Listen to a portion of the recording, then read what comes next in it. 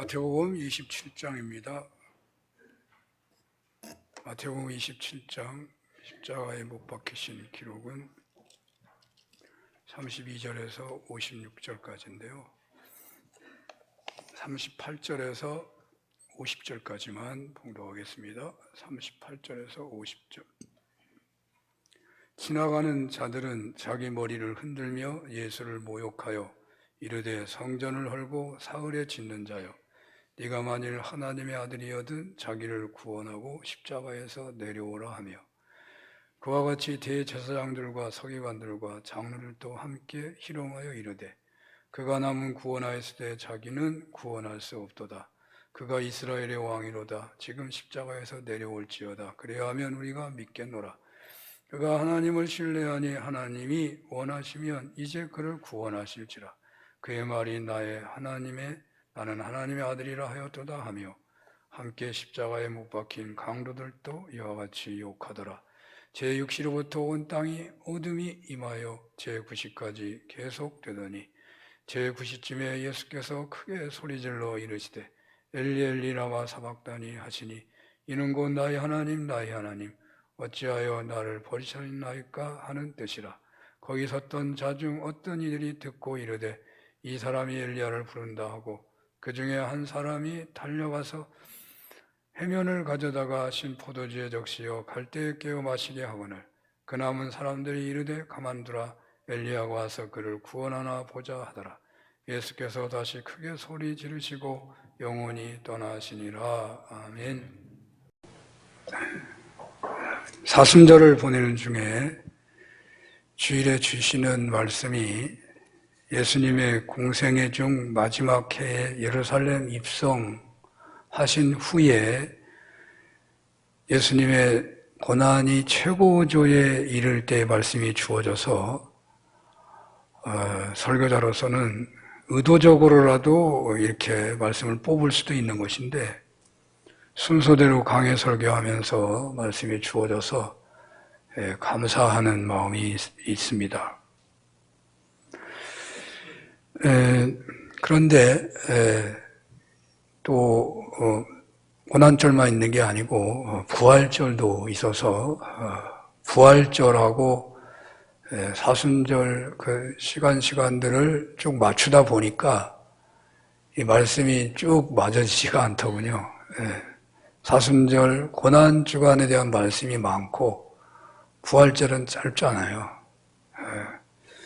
내 다음 주가 부활절이어서 그래서 부활절이라는 날짜를 맞추면서 이 순서를 한번 정했던 것입니다. 제가 이렇게 말씀을 이렇게 전하게 된 것은 이 모든 과정 속에서 예수님이 우리를 위해서 당하신 그 고난의 깊이가 얼마나 크고 놀라운 것이고 귀한 것인지, 그와 비례해서 우리를 향한 예수님의 사랑이 얼마나 크고 놀라운 것인지를 알기를 원해서, 체험하기를 원해서, 맛보기를 원해서, 확실하게 우리가 소유하기를 원해서, 그래서 주 예수보다 귀한 것이 없다고, 주 예수보다 귀한 분은 없다고 예배하는 사순절에 참여하는 모든 분들이 그렇게 고백하기를 소원하는 마음에서 이러한 성령의 감동 아래서 말씀이 계속해서 전해졌다고 할 수 있습니다. 그래서 먼저 저는 겟세마네 기도를 다루었었죠. 그 다음에 예수님의 당하신 사형 선고를 받으신 이야기, 그리고 오늘은 십자가에 달리신 예수님을 조명하게 되고, 이제 다음 주에는 부활하신 예수님을 전하려고 합니다. 예수님의 사랑을 알기를 원하고 체험하기를 원하는 것은 예수님의 사랑을 알고 체험한 이 강함은 강할수록 신앙인이 은혜를 받고 변화가 되기 때문에 그런 것이죠. 자, 어떻게 바울이 위대한 사도가 된 것인가? 한때 혹은 젊을 때에 뜨겁게 몸을 바칠 수는 있는 것이라고 하겠는데, 사도 바울은 주님을 만난 이후 주님 앞에 갈 때까지 그 사명 달려갈 길 흐트러짐 없이 달려간 인물이라고 보여집니다. 다윗 같은 인물도 놀라운 인물이고, 아브라함의 믿음의 조상으로 우뚝 선 것도 놀라운 것이죠. 어떻게 이들이 이렇게 신앙 인물이 될 수가 있는 것인가? 한마디로 한다면 하나님의 은혜라고 하겠죠. 그런데 또 분명한 것은 그 신앙 인물들은 한결같이 하나님의 구원의 손길을, 하나님의 사랑의 손길을, 하나님의 은혜의 손길을 맛보고 믿고 체험했기 때문이라고 할 수 있는 것이죠. 이 점에서 볼 때 하나님은 불공평하신 하나님이시냐 하는 생각을 하는 사람도 있을지 모르겠습니다. 어떻게 그 사람들만 특별하게 하나님 은혜를 주시고 사랑을 체험하게 하시고 은혜를 체험하게 하셔서 그렇게 주님을 위하여 충성하며 놀라운 신앙 인물로 살아가게 할 수 있는 것인가? 왜 우리에게는 그런 게 없는가? 그렇게 서운한 마음을 갖는 경우도 있을는지 모르겠습니다. 그러나 하나님의 중요한 속성이라고 할 수 있는 것을 보면요, 하나님의 사랑은 무한하신 사랑이십니다. 하나님의 사랑에는 제한이 없습니다. 하나님의 사랑에는 사람을 구분하여 하시는 사랑이 아닙니다. 신분을 구분하지 않으십니다. 연령을 구분하지 않으십니다. 하나님의 사랑은 모두에게 똑같이, 하늘의 빛이 똑같이 비치듯이 모두에게 임하는 것이죠. 그게 하나님의 속성입니다. 또 하나님의 공의와 정의는 영원히 변하지 않은 산들과 같다고 했습니다. 하나님의 진실하심은 하늘에 차고 넘치다고 했고, 하나님의 공평하심은 큰 바다와 같다고 했습니다. 그렇다면 하나님의 선택, 하나님의 은혜 베풀어 주시고 사랑해 주시고 구원해 주시는 그 손길을 체험하게 하시는 것이 불공평하기보다는 하나님이 내려주시는 그 은혜를, 그 사랑을 깨닫지 못하고 외면하고 멀리 떠나버리는 사람에게 더 문제가 있다는 것이죠. 하나님의 문제가 있는 게 아니고 사람에게 문제가 있다는 거예요. 자, 사람에게 문제가 있다. 여러분이나 저에게 문제가 있다. 이 사순절에 우리 어떻게 해야 하겠습니까? 왜 우리가 신앙의 삶에 굴곡이 많고 신앙의 삶에 평안함이 없고 하나님이 살아계시고 우리를 사랑하시는 능력이 무한하신데 그 하나님의 사랑을 마음껏 누리지 못하고 어린아이가 엄마 아빠 품을 떠난 것처럼 그렇게 살아가는 경우가 있는 것인가? 이 사순절에 좀 우리를 돌아봐야 되지 않겠습니까? 이 사순절에야만이라도 정말로 주님의 사랑을, 우리를 향하신 그 주님의 사랑이 얼마나 크고 놀라운지를 우리가 맛봐야 되지 않겠습니까?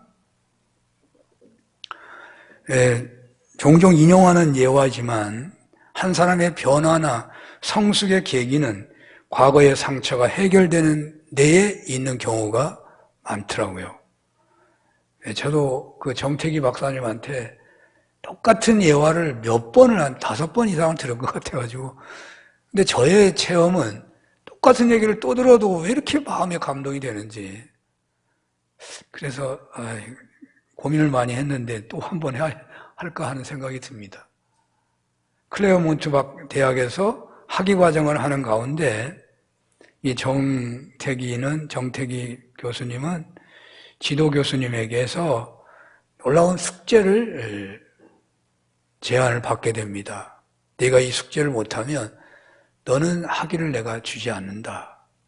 그 숙제는 너의 네가 아버지에게서 사랑받은 것을 찾아와라. 그런 얘기였다는 거예요.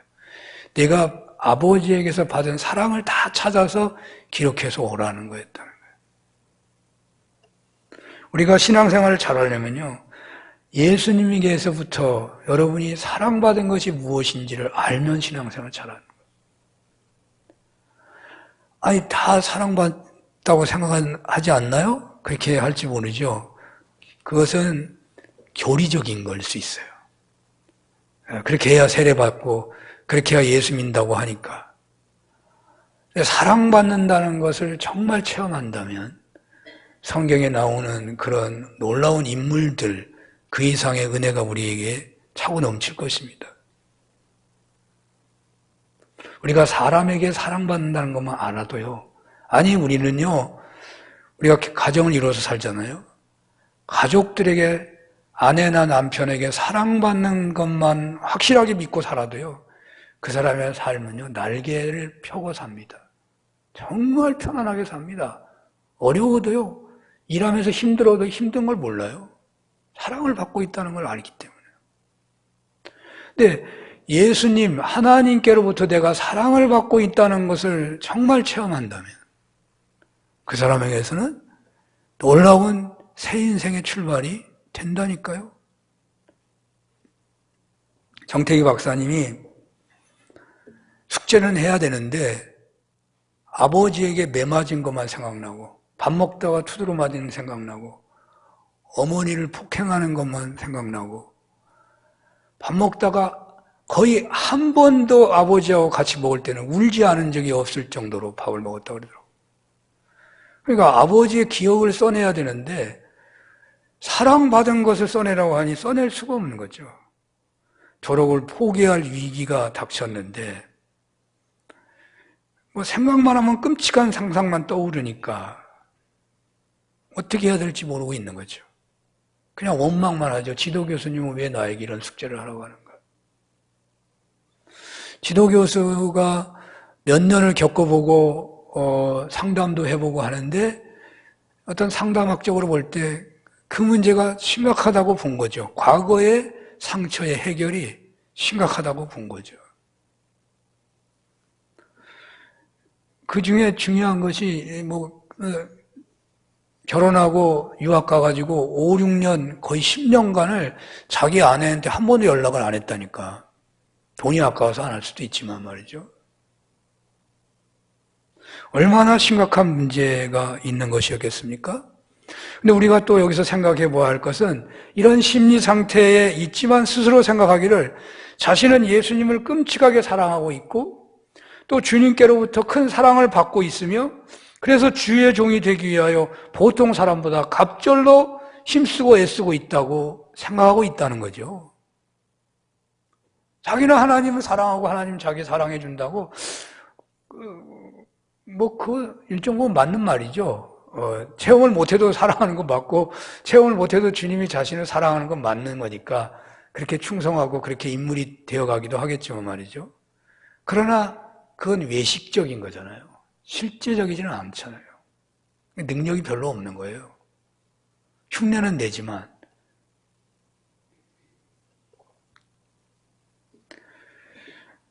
생각하다가 어느 날 기도하는 중에 불현듯 떠오른 한 가지가 있었다고 그래요. 농번기에는요, 농번기에 운동회를 하는데 농번기니까 어머니가 들로 밭으로 나가니까 근데 저희 어렸을 때 학교에서 깡냉이죽 주고 밥 주고 그랬을 거예요. 저는 깡냉이죽을 얻어먹고 다녔는데 학교 갈 때 그냥 나가도 되잖아요. 근데 운동회 하는 날은 깡냉이죽을 안 해줘요. 다 집집마다 소풍 가듯이 싸갖고 오잖아요. 근데 이 정택이는 엄마는 나가버리고 아무도 없으니까 이제 그 운동장에서 혼자 있을 상황이 되는데 아마도 집에 홀로 있던 아버지가 운동장에서 배가 골고 있는 그 아들을 생각해가지고 분연듯 고구마와 옥수수를 쪄가지고 운동장에 갔다는 거예요. 그래가지고 태기야 라고 부르고 얘따 먹어라 하고 던져준 사건이 떠올라서 그냥 엄청 울었다고 그래요. 전라도 사투리로 오메 아버지가 나를 사랑했었구만. 심리학을 공부한 정태기는 아버지가 아들을 사랑하지만 워낙 상처가 커서 사랑하는 방법도 모르고 성격이 상처 때문에 삐뚤어져가지고 나쁜 습관이 있어가지고 폭력만 행할 뿐이었는데, 그래서 아버지는 사랑을 안 하는 줄 알았는데 그런 것 때문에 안 한 것이지, 그 속에는 자식 사랑이 있다는 것을 알고서 엄청나게 울었다요. 펑펑펑펑 울었다. 사랑을 알고서. 그 사랑을 알고 정택이는 한국의 한 시대 최고의 상담가가 되었다고 할 수 있겠죠. 사도 바울은 예수님을 믿고 따르는 자들을 닥치는 대로 잡아들이고 죽이는 데 가담을 했고 더욱 핏대를 올리며 달려가는데, 바로 그런 자신을 위해서 십자가에 달리신 예수님이 나타나셔서 자기 때문에 십자가 달리시고 죽으셨는데, 그들을 잡아 죽이려고 가는데 오히려 그곳에 나타나셔서 왜 네가 나를 핍박하느냐. 그 주님의 사랑을 맞닥뜨리게 되었을 때, 그는 우리가 아직 죄인 되었을 때 그리스도께서 우리를 위하여 죽으심으로 하나님께서 우리에 대한 자기의 사랑을 확증하셨느니라 라는 체험적 고백을 남겼고, 결국 그 체험으로 그는 놀라운 신앙 인생의 길에 들어서게 되었던 것입니다. 그렇습니다. 사순절을 보내는 신앙인이라면 죄인 되었을 때 우리를 위하여 고난당하시고 죽으시고 부활하신 예수님의 그 희생이 얼마나 큰지, 그 고난이 얼마나 큰지, 그 사랑이 얼마나 큰지를 맛보고 믿고 알게 된다면 그것보다 큰 은혜는 없을 것입니다. 그래서 겟세마네 기도를 살폈던 것입니다. 땀방울이 핏방울이 되기까지 간절하게 기도하신 겟세마네 기도, 죄인들을 위하여 어떤 끔찍한 죄라도 다 담당하시는, 죄 없으신 분이 친히 담당하신 대속적인 죽음, 그래서 하나님께로부터 버림당하게 되는 그 자리로 나아가야 하는 순종 앞에서 그렇게까지도 기도하셨던 것이죠. 예수님의 우리 자신들을 향한 사랑과 고난의 크기가 겟세마네 기도에서 혹 여러분들에게 전해주셨나요? 빌라도의 사형 선고를 받게 되신 이야기에서 교활한 빌라도는 자신만이 가지고 있는 생사 여탈권을 시행하지만 끝내 자신이 내리는 것이 아니라 이스라엘 백성들의 하나 같은 외침에 따른 것으로 만들어버리고, 또 바나바 대신 예수님을 십자가에 못 박으라는 군중들의 외침을 유도해서 결국 예수님의 십자가 사형 언도는 빌라도가 내린 것이 아니고 여러분이나 제가 내린 것이 되었다는 말씀을 전한 바가 있습니다. 예수님의 공생의 모든 희생과 섬김과 사랑이 송두리째 무효화 되어버린 모든 군중들부터의 버림당하심과 그들의 입술의 외침에 따라 사형 언도가 내려진 그 치욕과 고통을 주님이 친히 받으셨다니까요.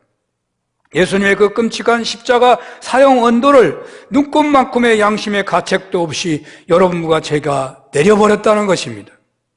겟세마네 기도에서 그렇게 땀방울이 핏방울이 되도록 기도하셨던 것은 바로 그것을 알고 계셨기에, 그러하셨던 것이기에 결국 예수님의 십자가는 저와 여러분이 져야 할 십자가를 대신 지신 것이었고, 그것은 우리를 구원하시는 최고의 사랑이었다는 것입니다.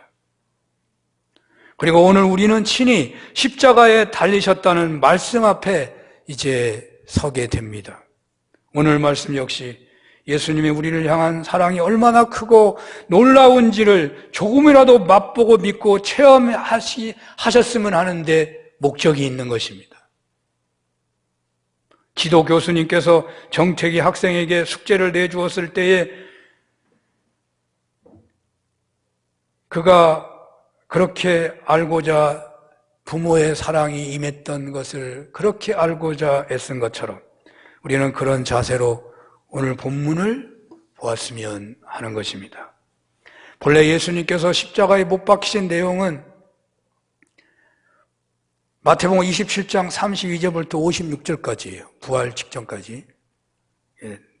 길어가지고 다 안 읽었는데 거기 중심되는 내용들을 한번 제가 조금씩 읽으면서 말씀을 드릴 때 주님의 사랑을 맛보는 그런 은혜가 있었으면 좋겠습니다. 28절 이하를 보면 그의 옷이 옷을 벗기고 홍포를 입히며 가시관을 엮어 그 머리에 씌우고 갈대를 그 오른손에 들리고 그 앞에서 무릎을 꿇고 희롱하여 이르되 유대인의 왕이여 평안할지어다 하며 그에게 침 뱉고 갈대를 빼앗아 그의 머리를 쳤다고 했습니다. 갖은 희롱을 하면서 이제는 홍포를 벗기고 도로 입었던 옷을 입혀 십자가에 못 박으려고 끌고 갑니다. 어떻게 하는 것이, 그러니까 이러한 현실은요, 어떻게 하는 것이 최고로 치욕을 당하게 하고 희롱하는 것인지를 연구해가지고 전 세계 학자들이 연구를 해가지고 그것을 다 모아가지고 치욕적인 희롱을 한다고 하더라도 이렇게까지는 안 할 것 같아요. 사람이 만들어낼 수 있는 최고의 치욕적 희롱을 예수님이 당하는 것으로 보여집니다. 왕이 입은 색깔의 옷을 입혀요. 그런데 그 왕이 입는 옷을 그냥 갖다가 입히면 왕의 옷이죠. 그게 아니고 거지들이 입는 옷보다 더 더러운 너덜너덜한 그런 홍포를 입히는 거예요. 또 왕을 상징하는 면류관을 씌워요. 근데 왕을 상징하는 면류관을 씌우면 좋잖아요. 그냥 면류관이라고. 그래도 되잖아요. 그런데 가시면류관을 씌우는 거예요. 가시면류관. 왕의 승리를 상징하고 왕이 다스리는 것을 예표하는, 지휘하는 갈대. 그게 지휘봉 같은 거예요. 갈대를 오른손에다 쥐어주고는 다시 그 갈대를 뺏어가지고 그 갈대로 가시면류관을 내쳐요. 이게 말이 되는 거예요. 그 갈대로 그 가시면류관을 내치면서 침을 뱉으면서 희롱했다는 것입니다. 만왕의 왕이신 예수님이 당하실 수 있는 최악의 치욕적 희롱입니다. 31절 이하에 보면 다시 주님은 옷이 벗겨져 가지고 십자가를 지시고 골고다로 끌려가시는데 도저히 갈 수가 없는 거죠. 힘이 들어서 쓰러져요. 그러면 누가 업고라도 가든지 뭐 해야 되잖아요. 쓰러지니까 방법이 없으니까 이제 끌고 가면서 구레네 시몬이 억지로 십자가를 지고 골고다까지 갑니다. 쓸개에 탄 포도주를 먹이려고 했고 예수께 입혔던 옷을 군인들이 제비를 뽑아 그 화장터에 뭐 금리빨을 빼간다고 이 죄수들이 입은 옷을 껍데기는 좀 값이 나가는 경우가 있어가지고 그래서 서로 가지려고 제비 뽑는 거예요. 그러나 그것이 의미만이 아니라 왕의 옷을 가지고 조롱하고 있는 거예요. 예수님의 십자가 머리 위에는 명패가 있었는데 유대인의 왕이라는 죄패가 붙어 있고요. 못에 박혀 고통당하시고 있는데 고통당하면요 옆에서도 눈물이 나잖아요. 사람이 죽어가는데 비명을 지르며 죽어가는데 군중들이 옆에서 보면서 머리를 흔들며 모욕하기를 내가 하나님의 아들이면 십자가에서 내려오라. 옆에서 보고 있는 대제사장들과 서기관들, 장로들이 저가 남은 구원하되 자기는 구원을 못한다.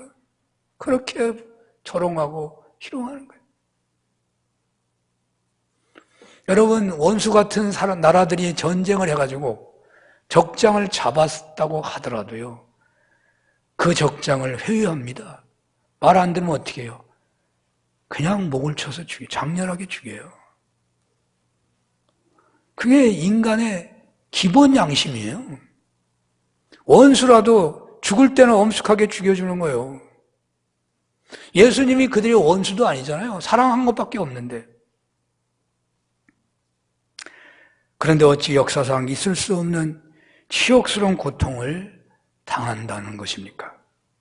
그래서 성경을 깊이 연구하는 분들에 의하면 예수님에게서 많은 기적이 나타났지만 십자가 앞에서 이런 모욕을 당하시는데 분노하지 않으시고 그 십자가에서 내려오지 않으신 것이 최고의 기적이었다라고 말합니다. 메시아 되신 예수님의 생애에 나타난 최고의 기적 중에 하나는 십자가에서 내려오시지 않은 것이라는 말을 합니다. 주님은 능력이 없어서 당하시는 게 아니잖아요. 주님은 죄가 있어서 당하시는 게 아니잖아요. 정당방위라는 게 있잖아요. 공정하여 주님이 일어나서 내려와서 다 쑥대밭을 만들어 놔도 정당방위예요. 잘못한 게 하나도 없어. 예수님은 할 수 있는 거예요. 그런데도 불구하고 그런 치욕스러운 모욕 앞에서 끝까지 인내하시면서 끝까지 순종하시면서 끝까지 십자가에서 내려오시지 않으시고 그리스도가 되셨다는 사실을 우리가 기억해야 한다는 거예요. 왜 이렇게 하신 것인가요? 여러분들과 저를 살리기 위해서, 우리에게 사랑을 보여주시기 위해서, 죄인들에게 그 사랑을 알라고, 그리하여 십자가에 달려 죽으시고 부활하신 예수님이 바로 우리들의 그리스도가 되신 것입니다. 그리스도가 되었다, 예수님이 그리스도라라고 할 때 그냥 예수님의 또 다른 이름이구나 그렇게 생각하면 안 돼요. 예수님이 그리스도가 되었다는 것은요, 예수님은 그리스도라고 고백한 그 사람에게 있어서 가장 귀한 분이 되었다는 거예요. 자신의 모든 것을 다 포기하고라도 그분만을 선택하겠다는 뜻이에요. 예수님이 그리스도가 되었다는 말은요. 그래서 그 예수님보다 귀한 것은 귀한 분은 없는 우리의 그리스도가 되신 것입니다. 어떤 분은 이런 얘기 하더군요. 어떤 주석가인지 이름을 잊어버렸는데 그 주석가 얘기와 덧붙여서 좀 상상을 해봅니다. 예수님의 십자가 상흔은 우리 죄인들이 짓는 죄와 관련이 있다. 머리에 가시관을 쓰신 것은 머리로 짓는 죄 때문에 쓰셨고, 손가발로 짓는 죄는 손가발의 못을 씻기 위해서 손가발의 못이 박히셨고, 손가발은 죄 안 짓는 것 같죠? 죄 가장 많은 게 손가발일지도 몰라요. 머리로 짓는 죄를 다 손가발이 하는 거예요. 마음으로 짓는 죄는 옆구리에 창이 찔리셨고, 행동은 안 하는데 마음으로 수도 없이 하잖아요. 갖은 희롱을 당하면서도 한 번도 소리치지 않으시면 입술로 짓는 모든 죄를 대속한 것이고, 그 참는 게 제일 힘들어요. 채찍에 맞으심은 그의 모든 죄에 대한 대가가 아니었을까? 사람이 짓는 모든 죄를 포함하는 죄가 아니었을까? 여러분, 세상에서 예수님보다 더 귀한 것이 없다는 고백이 날마다 여러분들의 노래가 되었으면 좋겠습니다. 그 노래가 여러분의 삶의 능력이 되시기를 축원합니다. 전능하신 분이에요, 예수님은. 예수님은 창조주시기도 한 거예요. 예수님은 이 모든 만물을 지으신 분과 같아요. 예수님은 그 창조를 완성하신 부활하신 분이셔요. 그분이 얼마나 사랑하는지 십자가에서 이러한 일들을 당하시기까지 우리를 사랑하신다니까요. 한 사람의, 가족 중에 한 사람의 사랑만 받고 있다고 생각해도 능력 있는 삶을 살아간다는데 전능하신 분의 사랑을 받고 있다니까요, 우리가. 부활하신 분, 전능하신 분, 최고의 사랑을 받고 있다는 것이 얼마나 크고 놀라운 은혜가 되는 것이겠습니까? 이 사랑에 한 가지만 더 붙인다면 엘리 라마 사박단이라는 말까지 있어요. 어찌하여 나를 버리시나이까? 그 버림당하심까지 하나님 성부 성자께서는 서로 간에 버리고 버림당하는 것까지 그 하나님, 삼위일체 하나님의 최고의 고통이에요. 그래서 겟세마네 기도가 나왔다고 볼 수 있어요. 그것까지 감수하면서까지 우리의 구원을 위해서. 그래서 예수님의 엘리알리 사막다니의 절규 앞에서 우리는 성부, 성자, 성령 하나님의 그 사랑의 정점을 보는 겁니다. 예수님의 최고의 절망은, 예수님의 죽으심은 하나님으로부터 버림받은 자리였습니다. 인간의 최고의 절망은 혼자 있는 데 있는 거잖아요. 죄는 우리를 하나님께로부터 버림받게 하는 것입니다. 주님의 버림받으심은 우리의 죄 때문이라니까요. 십자가에 달리신 예수님을 바라보면서 우리가 진정 고백할 일이 있다면, 주님을 사랑합니다. 주님 뜻대로 살겠습니다. 여기 하나 더, 죄를 미워하겠습니다. 죄를 버리겠습니다. 그래서 주님과 동행하는 능력 있는 신앙인들 되시기를 축원합니다. 기도하겠습니다. 놀라운 사랑을 받았다고 하는데 더욱더 그 사랑 알아가기 원합니다. 부활하셔서 만왕의 왕이 되셨다는데 우리를 사랑하신 그 예수님이 참으로 전능하시다는 것 더욱 알아가게 하옵소서. 그리하여 평안하고 능력 있으며 갑절로 충성하는 저희들 되게 하여 주옵소서. 예수님 이름으로 기도합니다. 아멘.